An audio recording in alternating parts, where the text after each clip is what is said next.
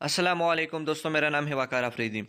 दोस्तों, तो आज हम बात करेंगे जो सिपेस्टा टेबलेट्स है, इसके अलावा जो सिपेस्टा इन्फ्यूजन है और जो सिपेस्टा सिरप है उनके बारे में। दोस्तों, आज हम बात करेंगे कि इनकी यूजेस क्या है, इनके साइड इफ़ेक्ट क्या है, इनको आप कौन सी बीमारियों के दौरान इस्तेमाल नहीं करोगे, कि आप इनको प्रेगनेंसी में इस्तेमाल कर सकते हो या इस्तेमाल नहीं कर सकते, इनका इस्तेमाल करने का तरीका क्या है, इनका प्राइस क्या है। तो इन सब चीज़ों के बारे में दोस्तों मैं आज आप लोगों को बताऊंगा।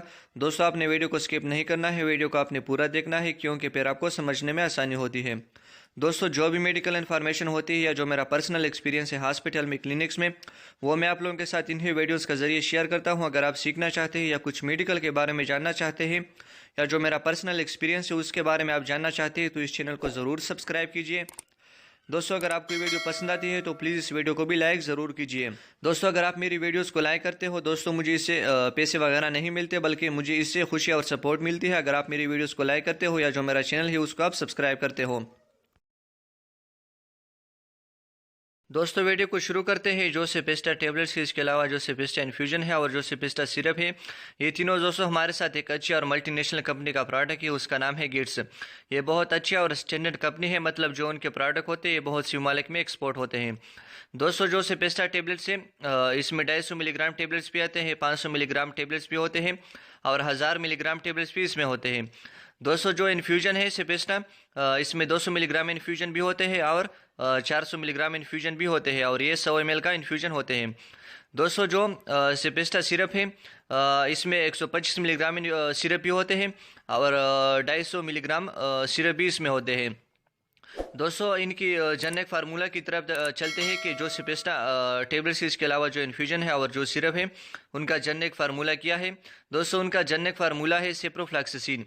दोस्तों, जो सेप्रोफ्लैक्सिसिन है हमारे साथ एक फ्लोरोक्विनोलोन जो ग्रुप है एंटीबायोटिक का, उनसे ताल्लुक़ रखता है।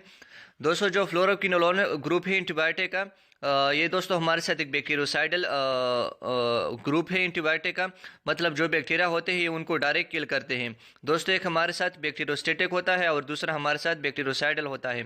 बैक्टीरियोसाइडल वो एंटीबायोटिक होते हैं जो बैक्टीरिया को डायरेक्ट किल करते हैं और बैक्टीरियोस्टेटिक वो एंटीबायोटिक होते हैं जो बैक्टीरिया की ग्रोथ को रोकते हैं, तो उनको दोस्तों हम बैक्टीरियोस्टेटिक एंटीबायोटिक बोलते हैं। इसके बाद दोस्तों हम यूजेस की तरफ चलते हैं कि जो सिपेस्टा टेबलेट्स है इसके अलावा जो इन्फ्यूजन है और जो सिरप है, आप इनको कौन सी बीमारियों के दौरान इस्तेमाल कर सकते हो। दोस्तों, आप इनको प्रोस्टेटाइटिस में इस्तेमाल कर सकते हो। अगर किसी का जो प्रोस्टेट ग्लैंड है, दोस्तों जो प्रोस्टेट ग्लैंड होता है हमारा जो मतलब पेल्विक कैविटी होती है वहाँ पर ये मौजूद होता है और ये दोस्तों हमारे साथ मेल मतलब मर्दों में मौजूद होता है, फीमेल में ये मौजूद नहीं होता प्रोस्टेट ग्लैंड। अगर वहाँ पर जो भी इन्फ्लेमेशन या इन्फेक्शन है प्रोस्टेट ग्लैंड में, तो उनको ठीक करने के लिए आप ये जो टेबलेट है इसके अलावा जो इन्फ्यूजन है और जो सिरप है इस्तेमाल कर सकते हो। इसके अलावा दोस्तों आप ये गोनोरिया में इस्तेमाल कर सकते हो। गोनोरिया दोस्तों हमारे साथ एक सेक्सुअली ट्रांसमिटेड डिजीज है, मतलब ये सेक्स की वजह से एक आदमी से दूसरे आदमी में ट्रांसमिट या मुंतकिल हो सकती है। और इनमें दोस्तों जो हमारे जेनेटल आर्गन्स होते हैं या जो सेक्सुअल आर्गन्स होते हैं वहाँ पर ज़्यादातर इन्फ्लेमेशन या इन्फेक्शन होती है गोनोरिया डिजीज़ में, तो उनको ठीक करने के लिए भी आप ये जो इन्फ्यूजन है इसके अलावा जो टेबलेट्स या जो सिरप है इस्तेमाल कर सकते हो। इसके अलावा दोस्तों आप ये ऑस्टियोमाइलाइटिस में इस्तेमाल कर सकते हो। अगर किसी के बोन्स में हड्डियों में इन्फेक्शन है और वो इन्फेक्शन दोस्तों हमारे साथ बैक्टीरिया की वजह से है, तो उन बोन्स या जो हड्डियाँ है उनको ठीक करने के लिए भी आप ये जो टेबलेट है इसके अलावा जो इन्फ्यूजन है और जो सिरप है इस्तेमाल कर सकते हो। इसके अलावा दोस्तों आप ये स्किन इन्फेक्शन में इस्तेमाल कर सकते हो।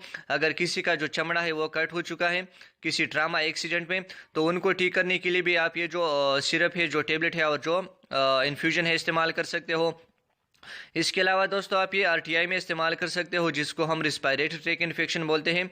अगर किसी को सांस लेने में तकलीफ होती है या जो किसी का जो सांस लेने का रास्ता है वहाँ पर बैक्टीरिया है इन्फेक्शन है, तो उनको ठीक करने के लिए भी आप ये जो टेबलेट है या जो इन्फ्यूजन है और जो सिरप है इस्तेमाल कर सकते हो। इसके अलावा दोस्तों जो हम ज़्यादातर इस्तेमाल करते हैं यूटीआई में हम इस्तेमाल करते हैं ज़्यादातर, अगर जिसको हम यूरिनी ट्रैक इन्फेक्शन बोलते हैं। अगर किसी का जो पेशाब आने का रास्ता है वहाँ पर इन्फेक्शन है, माइक्रोब से बैक्टीरिया है या जो भी इन्फेक्शन है यूरिनी ट्रैक में, तो उनको ठीक करने के लिए हम ये जो इन्फ्यूजन होते हैं जो टेबलेट्स है और जो सिरप है ज़्यादातर इस्तेमाल करते हैं। इसके अलावा दोस्तों हम ये डायरा में भी ज़्यादातर इस्तेमाल करते हैं। अगर किसी को असहाल की बीमारी है या दस्त आ रहे हैं किसी को, तो उनको ठीक करने के लिए भी हम ये जो टेबलेट है जो इन्फ्यूजन है और जो सिरप है ज़्यादातर इस्तेमाल करते हैं।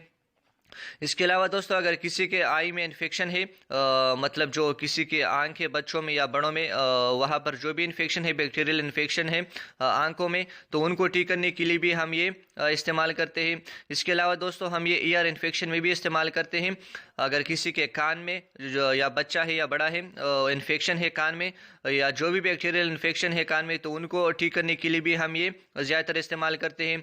इसके अलावा दोस्तों हम इनको ज़्यादातर टाइफाइड में भी इस्तेमाल करते हैं।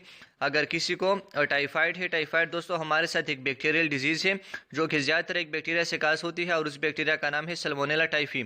तो टाइफाइड को ट्रीट करने के लिए भी हम ये ज़्यादातर इस्तेमाल करते हैं। और ये दोस्तों जो सेक्सुअली ट्रांसमिटेड डिजीज़ होते हैं उनको ठीक करने के लिए भी हम ये जो इन्फ्यूजन है और जो सिरप है और जो टेबलेट है ज़्यादातर इस्तेमाल करते हैं। दोस्तों जो इनका इस्तेमाल करने का तरीका है वो भी मैं आप लोगों को बताता हूँ। दोस्तों जो टेबलेट होते हैं ये बड़े इस्तेमाल कर सकते हैं, और जो सिरप होते हैं ये बच्चे इस्तेमाल कर सकते हैं, और जो इन्फ्यूजन होते हैं या इंजेक्शन होते हैं ये दोस्तों हम इमरजेंसी के तौर पर इस्तेमाल करते हैं। दोस्तों जो टेबलेट है 250 मिलीग्राम, ये वो पेशेंट इस्तेमाल कर सकते हैं जिनका उम्र 12 साल से लेकर 18 साल तक का होता है, तो वो 250 मिलीग्राम टेबलेट इस्तेमाल कर सकते हैं। एक टेबलेट सुबह को इस्तेमाल कर सकते हैं और एक टेबलेट शाम को इस्तेमाल कर सकते हैं। और दोस्तों जो एडल्ट होते हैं जिनका उम्र 18 साल से ज़्यादा होता है, तो वो 500 मिलीग्राम टेबलेट इस्तेमाल कर सकते हैं, या 1000 मिलीग्राम टेबलेट भी इस्तेमाल कर सकते हैं। अगर उनका जो प्रॉब्लम है वो क्रॉनिक है तो फिर वो 1000 मिलीग्राम टेबलेट भी इस्तेमाल करते हैं, लेकिन कर सकते हैं। लेकिन हम ज़्यादातर जो इस्तेमाल करते हैं वो 500 मिलीग्राम टेबलेट इस्तेमाल करते हैं। एक टेबलेट सुबह को इस्तेमाल कर सकते हैं और एक टेबलेट शाम को इस्तेमाल कर सकते हैं जो एडल्ट होते हैं जिनका उम्र 18 साल से ज़्यादा होता है। अगर उनका जो प्रॉब्लम है वो एक्यूट है तो फिर वो 500 मिलीग्राम टेबलेट इस्तेमाल कर सकते हैं। अगर उनका जो प्रॉब्लम है वो क्रॉनिक है तो फिर वो 1000 मिलीग्राम टेबलेट भी इस्तेमाल कर सकते हैं। दोस्तों जो सिरप होते हैं ये बच्चे इस्तेमाल कर सकते हैं, तो वो बच्चे जिनका उम्र 6 महीनों से लेकर 5 साल तक का होता है तो वो 125 मिलीग्राम जो सिरप होते हैं वो इस्तेमाल कर सकते हैं। एक चम्मच सुबह के टाइम और एक चम्मच शाम के टाइम इस्तेमाल कर सकते हैं। और वो बच्चे जिनका उम्र 5 साल से लेकर या 6 साल से लेकर 12 साल तक का होता है तो वो 250 मिलीग्राम जो सिरप होते हैं वो इस्तेमाल कर सकते हैं। एक चम्मच सुबह के टाइम और एक चम्मच शाम के टाइम इस्तेमाल कर सकते हैं। और दोस्तों जो इन्फ्यूजन होते हैं, सिपिस्टा इन्फ्यूजन होते हैं, वो भी आप लोग इस्तेमाल कर सकते हैं। अगर आपका जो प्रॉब्लम है मतलब वो एक्यूट है तो फिर आप 200 मिलीग्राम जो इन्फ्यूजन होते हैं इस्तेमाल कर सकते हैं। दिन में एक इन्फ्यूजन आप इस्तेमाल करें। और दोस्तों अगर आपका जो प्रॉब्लम है वो क्रॉनिक है तो फिर आप 400 मिलीग्राम जो इन्फ्यूजन होते हैं वो आप इस्तेमाल कर सकते हो। एक इन्फ्यूजन आपने इस्तेमाल करना है दिन में। दोस्तों जो इनका प्राइस है वो भी मैं आप लोगों को बताता हूँ। दोस्तों जो 250 मिलीग्राम टेबलेट होते हैं ये आपको 150 के करीब आप लोगों को मिल सकते हैं, और जो 500 मिलीग्राम टेबलेट होते हैं ये आपको 250 के करीब आप लोगों को मिल सकते हैं, और जो 1000 मिलीग्राम जो टेबलेट होते हैं ये आपको 350 रुपीज़ में आप लोगों को आसानी के साथ फार्मेसी या मेडिकल स्टोर में मिल सकते हैं। दोस्तों जो सिरप का प्राइस है वो भी मैं आप लोगों को बताता हूँ। जो 125 मिलीग्राम सिरप होते हैं ये आप लोगों को 120 रुपीज़ में आसानी के साथ फार्मेसी या मेडिकल स्टोर में मिल सकते हैं, और जो 250 मिलीग्राम सिरप होते हैं ये आप लोगों को 220 रुपीज़ में आसानी के साथ फार्मेसी या मेडिकल स्टोर में मिल सकते हैं। इसके साथ दोस्तों जो इन्फ्यूजन का प्राइस है वो भी मैं आप लोगों को बताता हूँ।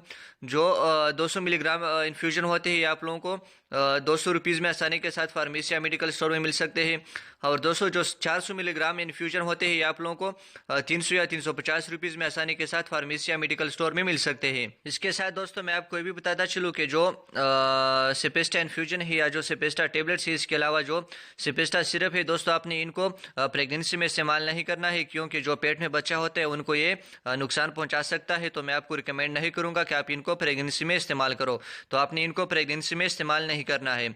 इसके बाद दोस्तों हम कॉन्ट्राइंडिकेशन की तरफ चलते हैं कि ये जो टेबलेट है इसके अलावा जो इन्फ्यूजन है और जो सिरप है आपने कौन सी बीमारियों के दौरान इस्तेमाल नहीं करना है।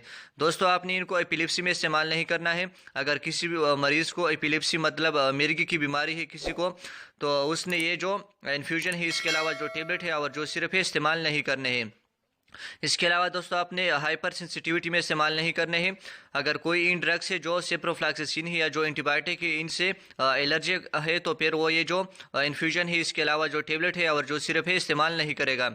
इसके बाद दोस्तों हम साइड इफेक्ट की तरफ चलते हैं कि इनकी ज़्यादा यूज़ की वजह से आपके बॉडी में कौन से नुकसान या कौन से खराबियाँ पैदा हो सकती है। दोस्तों इनकी ज़्यादा यूज़ की वजह से आपको टैकीकार्डिया काज हो सकता है। जो आपका हार्ट बीटिंग है वो अपनी नॉर्मल हालत से थोड़ा सा ज़्यादा हो सकते हैं, जिसको हम टैकीकार्डिया बोलते हैं। अगर आपकी जो हार्ट बीटिंग है वो अपनी नॉर्मल हालत से कम हो जाए तो उनको दोस्तों हम ब्रेडिकार्डिया बोलते हैं। तो इनकी ज़्यादा यूज़ की वजह से दोस्तों आपको टेकिकार्डिया भी कास हो सकता है। इसके अलावा दोस्तों आपको हेडेक कास हो सकता है, जो आपका सर है उसमें आपको थोड़ा सा दर्द या पेन फील हो सकता है। इसके अलावा दोस्तों आपको वोमिटिंग आ सकती है, जिसको हम उल्टी आना बोलते हैं।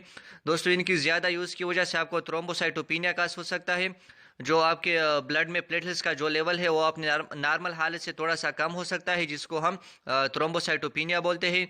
इसके अलावा दोस्तों जो आपके लिवर एंजाइम है, जिसमें हमारे साथ ALT ALP जो एंजाइम होते हैं, उनका जो लेवल है वो अपनी नॉर्मल हालत से थोड़ा सा ज़्यादा हो सकता है। इसके अलावा दोस्तों जो आपका स्किन है उसमें उसके ऊपर रेड किस्म के दाने निकल आ सकते हैं, जिसको हम स्किन रेशेस बोलते हैं। तो दोस्तों ये थी आज की वीडियो। अगर आपको वीडियो पसंद आई हो तो प्लीज़ दोस्तों इस वीडियो को लाइक कीजिए और अपने दोस्तों के साथ शेयर कीजिए, और मेरा जो चैनल है उसको भी सब्सक्राइब कीजिए। दोस्तों जो भी मेडिकल इन्फॉर्मेशन होती है या जो मेरा पर्सनल एक्सपीरियंस है हॉस्पिटल में, क्लिनिक्स में, वो मैं आप लोगों के साथ इन ही वीडियोज़ के जरिए शेयर करता हूँ। अगर आप सीखना चाहते हैं या कुछ मेडिकल के बारे में जानना चाहते हैं तो इस चैनल को ज़रूर सब्सक्राइब कीजिए। दोस्तों अगर आपको वीडियो पसंद आई हो तो प्लीज़ इस वीडियो को भी लाइक कीजिए। दोस्तों लाइक करने से मुझे कोई पैसे वगैरह नहीं मिलते, बल्कि मुझे इससे खुशी और सपोर्ट मिलती है अगर आप मेरी वीडियोस को लाइक करते हो या मेरे चैनल को आप सब्सक्राइब करते हो। फ़ी अमान अल्लाह।